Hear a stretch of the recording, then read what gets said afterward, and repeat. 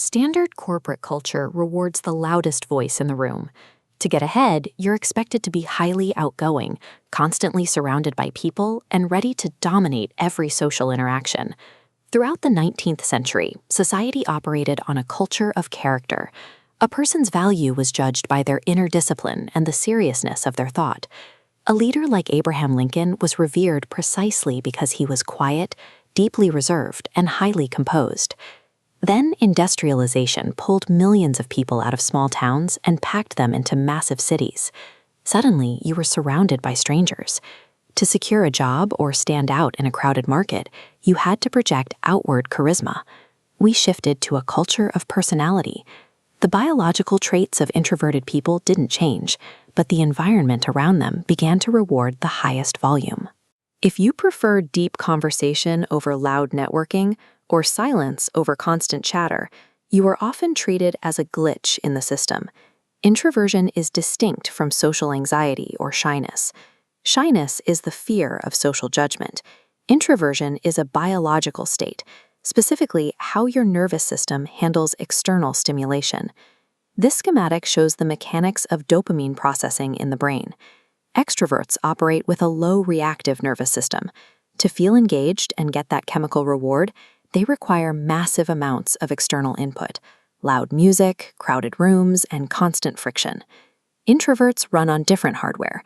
Their nervous system is highly sensitive.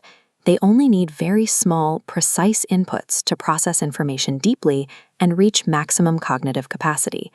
Drop a sensitive system into a chaotic environment, like a noisy networking event or a packed conference, and that flood of data overloads the hardware. The result is rapid cognitive drain and physical exhaustion. Craving silence indicates that your nervous system is calibrated to process deep, complex work. You just have to place it in the right environment. Modern corporate culture promotes an ideology called the new groupthink. The assumption is that creativity only happens through constant collaboration, which is why we build open-plan offices and schedule endless brainstorming meetings. When you put 10 people in a room to generate ideas, the strategy that wins usually belongs to the person who speaks the loudest, regardless of the actual quality of the thought. Psychological data shows that uninterrupted concentration, absolute solitude, is the primary engine of creative output. Steve Wozniak engineered the foundational architecture of the first Apple computer in absolute isolation, working quietly in a garage while avoiding the friction of a group. Looking at this original Apple I motherboard, we see the tangible value generated when an introverted mind is given the space to work without a single external interruption. To produce world-class results, you have to escape the open-plan noise. A closed door and solitude are your most valuable cognitive capital.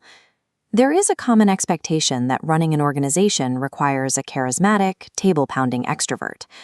Studies analyzing decades of data on the highest-performing, longest-lasting companies reveal that the executives steering these organizations are consistently quiet, low-profile individuals. Extroverted leaders often force their vision onto a team, creating an ego bottleneck that overrides actual data. A quiet leader acts as a filter, absorbing data, deeply listening, and objectively aligning the organization so the best strategy wins. You don't have to raise your voice to prove you are in charge. Rigorous preparation, deep listening, and solid data carry all the authority you need.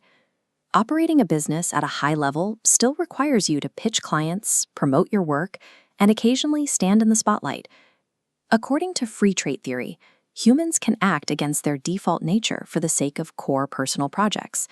An introvert can project extreme extroversion when a meaningful goal is on the line. But mimicking this behavior burns immense biological energy. If you operate in that high-stakes extroverted state for too long without a reset, your system will deplete its reserves. This brings us to a mandatory piece of system maintenance. You have to build in what psychologists call a restorative niche. This is a strictly protected physical space or a dedicated block of time where you cut off all external input. Its sole purpose is to drop your nervous system's dopamine baseline back down to zero. Scheduling this recovery time is a biological requirement for sustaining elite performance. Trying to conform to a society obsessed with noise and shallow networking is an inefficient use of your cognitive capital. This quiet operating system provides the necessary environment for deep craftsmanship, for intense focus, and strategic foresight. Embrace the silence, protect your focus, and use that quiet leverage to build a strategic organization amidst the noise.